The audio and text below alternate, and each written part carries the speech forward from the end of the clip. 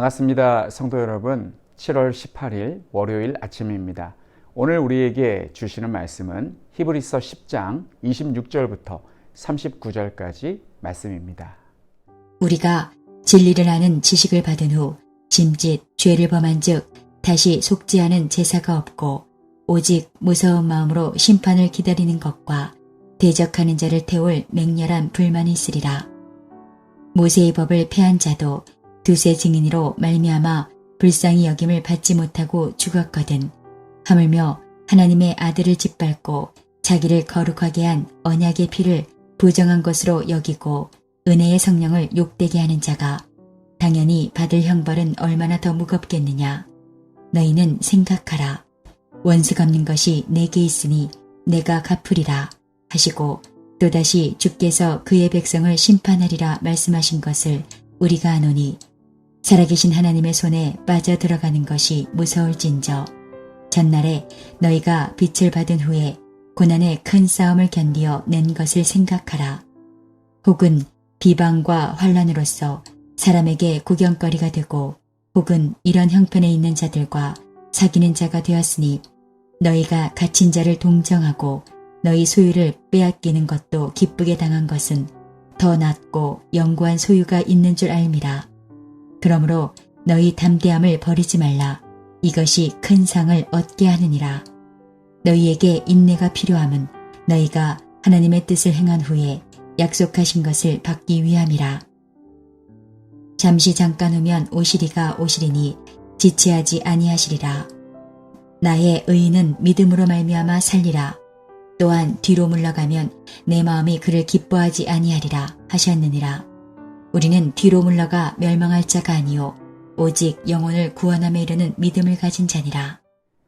오늘 본문 말씀은 26절에서 31절까지는 죄의 심각성에 대해서 말씀하고 있습니다. 하나님께서 죄 지은 자에게 얼마나 무섭게 심판하시는지 보여주고 있습니다. 32절부터 34절까지는 그러므로 죄를 짓지 말고 과거의 신앙의 싸움을 생각해 보라고 말씀합니다.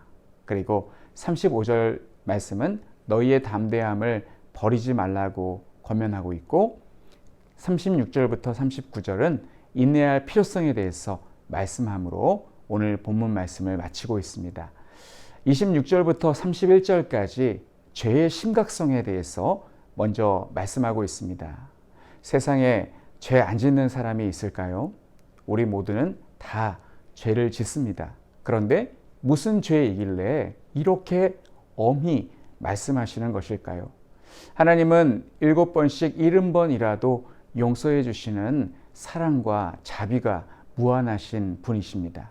그런데 용서가 안 되는 죄도 있습니다. 그것은 바로 배교입니다. 배교는 하나님과 관계를 끊어버리는 것이기 때문에 용서라는 말 자체가 성립이 안 됩니다. 26절을 보십시오. 우리가 진리를 아는 지식을 받은 후 짐짓 죄를 범한 즉이라고 기록되어 있습니다.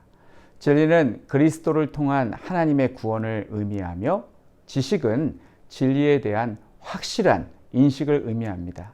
이 두 단어가 서로 결합된 것은 복음을 듣고 수용하는 일이 일어났다라는 것을 의미합니다. 이렇게 구원받은 자가 짐짓 죄를 범하게 되면 다시 속죄하는 제사가 없다고 합니다. 여기서 짐짓이란 어쩔 수 없이 죄를 범한 것이 아니라 고의성을 가지고 죄를 범한 것입니다. 바로 믿음을 저버리는 죄악입니다.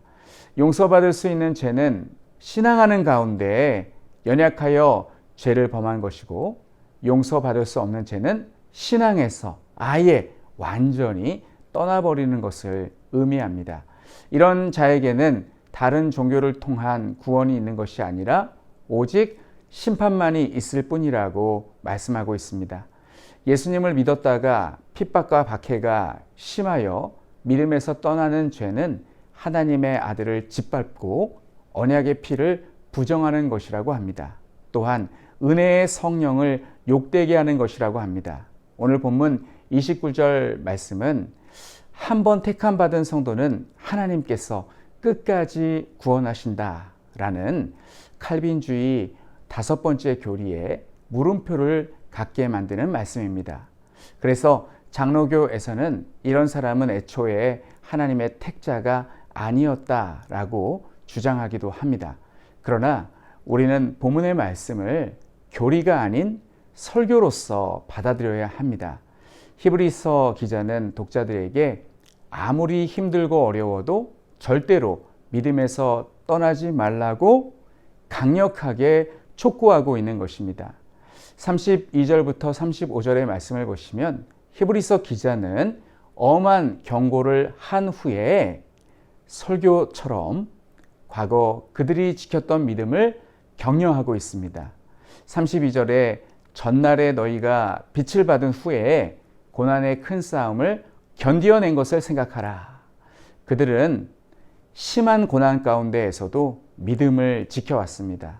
고난의 큰 싸움은 물론이고 비방과 환난, 사람들에게 조리돌림 당한 것, 혹은 이런 형편에 처한 자들의 친구가 되어준 것이었습니다. 그래서 히브리서 기자는 35절에서 이것이 큰 상을 얻게 한다고 하면서 너희 담대함을 버리지 말라고 말씀합니다. 마태복음 5장 10절로 12절에 예수님의 말씀을 보시면 의를 위하여 박해를 받은 자는 복이 있나니 천국이 그들의 것임이라. 나로 말미암아 너희를 욕하고 박해하고 거짓으로 너희를 거슬러 모든 악한 말을 할 때에는 너희에게 복이 있나니 기뻐하고 즐거워하라. 하늘에서 너희의 상이 큼이라. 너희 전에 있던 선지자들도 이같이 박해하였느니라 라고 하였습니다. 또한 36절에서 39절 말씀은 인내할 필요성에 대해서 말씀하고 있습니다. 그 이유는 하나님의 뜻을 행한 후에 약속한 것을 받기 위함입니다. 히브리서 12장 2절에서도 예수님은 그는 그 앞에 있는 기쁨을 위하여 십자가를 참으사 부끄러움을 개의치 아니하시더니 하나님 보좌 우편에 앉으셨느니라. 예수님도 그 앞에 있는 기쁨을 위하여 십자가를 인내하셨습니다. 그 앞에 있는 기쁨이 무엇이겠습니까? 바로 우리의 구원 아니겠습니까? 다시 본론으로 돌아와서 우리는 고난을 참으면 장차 하나님께 상을 받게 될 것입니다. 히브리서 기자는 이 권면을 확실하게 하기 위해 하박국 2장 4절의 말씀을 인용하여 나의 의인은 믿음으로 말미암아 살리라 라고 말씀하며 믿음을 지킬 것을 강조하고 있고, 또한 뒤로 물러가면 하나님께서 그를 기뻐하지 않는다고 말씀하고 있습니다. 끝으로 39절의 말씀과 같이 우리는 뒤로 물러가 멸망할 자가 아니요 오직 영혼을 구원함에 이르는 믿음을 가진 자가 되어야 될 줄로 믿습니다. 고사성어 중에 외유내강이라는 말이 있습니다. 겉으로는 약해 보여도 속은 강한 사람을 일컫는 말입니다. 우리의 믿음이 이와 같이 되어야 될 줄로 믿습니다. 겉으로는 한없이 자비롭고 부드럽지만 안으로는 확신으로 꽉 찬 단단한 신앙생활을 하시는 우리 모든 성도님들이 되시기를 간절히 축원합니다. 이 시간 우리 함께 기도하겠습니다. 첫째, 힘들고 어려운 상황이 닥쳐 믿음이 흔들릴 때에도 절대로 무너지지 않도록 담대함과 인내심을 주옵소서.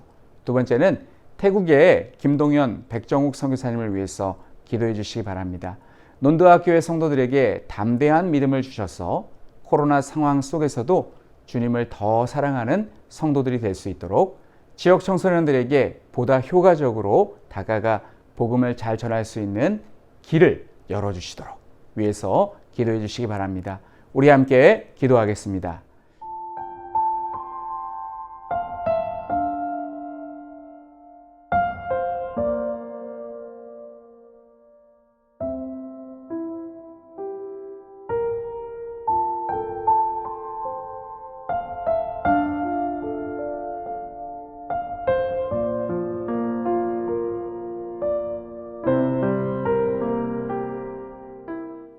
하나님 아버지, 은혜를 감사드립니다.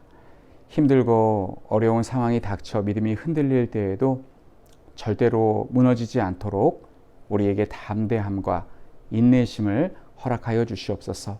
하나님, 오늘은 태국의 김동현 백정욱 선교사님을 위해서 기도드립니다. 논드학교의 성도들에게 담대한 믿음을 주셔서 코로나 상황 속에서도 주님을 더 사랑하는 성도들이 될 수 있도록 인도하여 주시고, 지역 청소년들에게 보다 효과적으로 다가가 복음을 잘 전할 수 있는 길을 열어 주시옵소서. 하나님 아버지, 오늘도 3주간 우리에게 허락해 주셔서 감사합니다. 우리 모든 성도님들 하나님께서 붙잡아 주시고 함께해 주셔서 힘차게 오늘 하루를 살아가실 수 있도록 도와주시옵소서. 예수님의 이름으로 기도합나이다. 아멘.